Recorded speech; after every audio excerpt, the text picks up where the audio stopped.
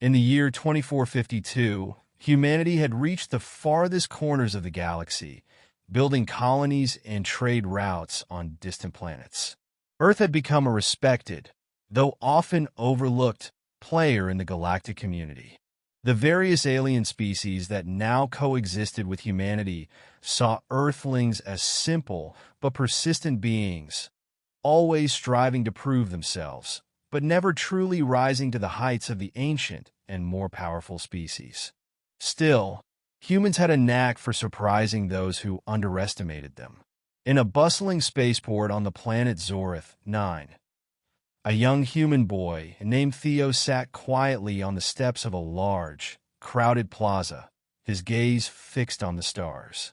He was far from home, visiting this alien world with his parents, who were diplomats for the Federation of Earth.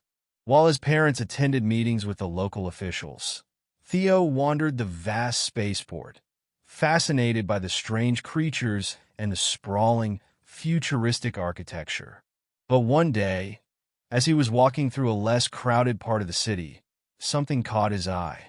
In the shadow of a large building, an elderly alien woman sat on the ground, her clothes tattered, her face covered in grime.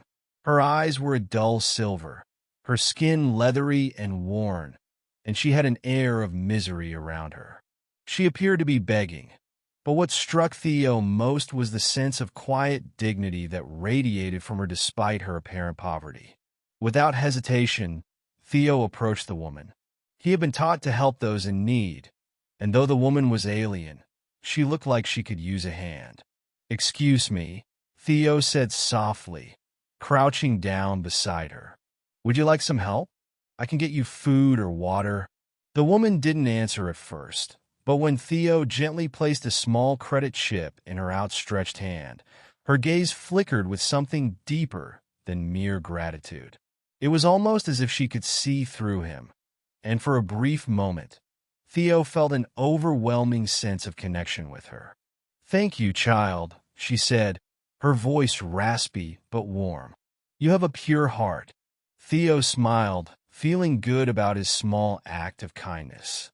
He didn't know much about aliens or their customs, but helping someone in need felt like the right thing to do. As he stood up to leave, a group of Zorathian teens, a race known for their pride and strength, walked by, laughing and pointing at Theo and the beggar. "What is this, human? You help a beggar?" One of them sneered. "Do you not know who she is?" Theo paused, feeling a mix of embarrassment and curiosity. He had only wanted to help. "She's just an old alien," Theo replied, shrugging. "She looked like she needed help. What's the harm?" The group of Zorathians laughed, their sharp teeth glinting in the light. "Foolish human," one of them mocked. "She's not just any beggar. She's a forgotten dragon, a relic of the old days. The last of her kind. You can't even begin to understand what you've just done." Theo frowned, feeling confused and slightly embarrassed. "What do you mean? I don't understand." The group of Zorathians continued to laugh, and one of them added, "The ancient dragons were once rulers of entire star systems, feared by all races. But they were brought low. The last of them are nothing but shadows, forgotten and weak." Theo didn't know what to say. He had heard of dragons, ancient, powerful beings that were part of myth, but he never imagined they were real, let alone that he had helped one.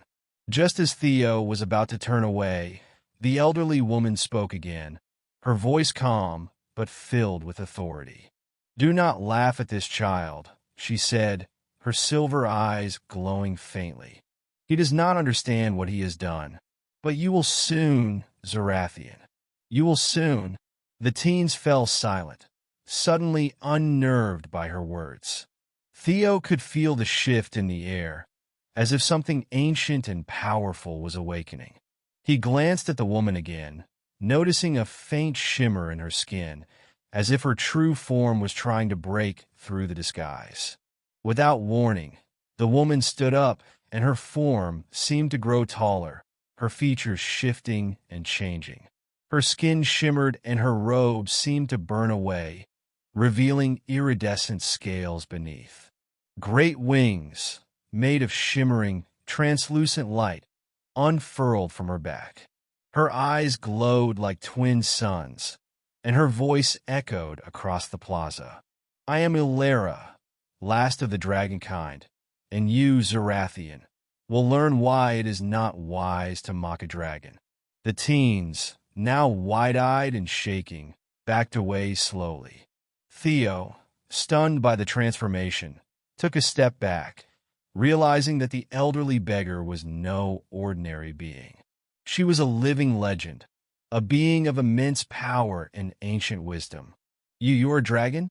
Theo asked in awe. Ilera smiled warmly at him.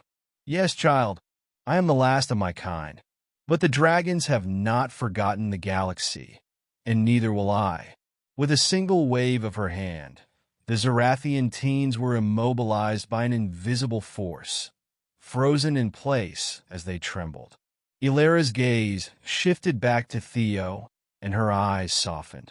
You are kind-hearted, Theo. That is why I chose you to help me. The galaxy has forgotten the dragons, but you, your people, will help us rise again. Theo stood there, his heart racing.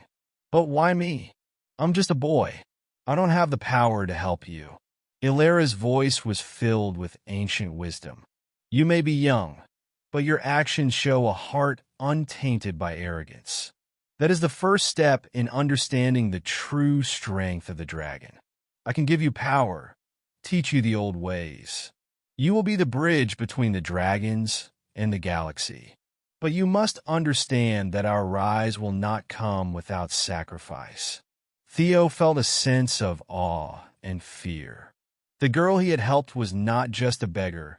She was the last of a powerful species, and now he was being asked to help restore the dragons to their rightful place in the galaxy.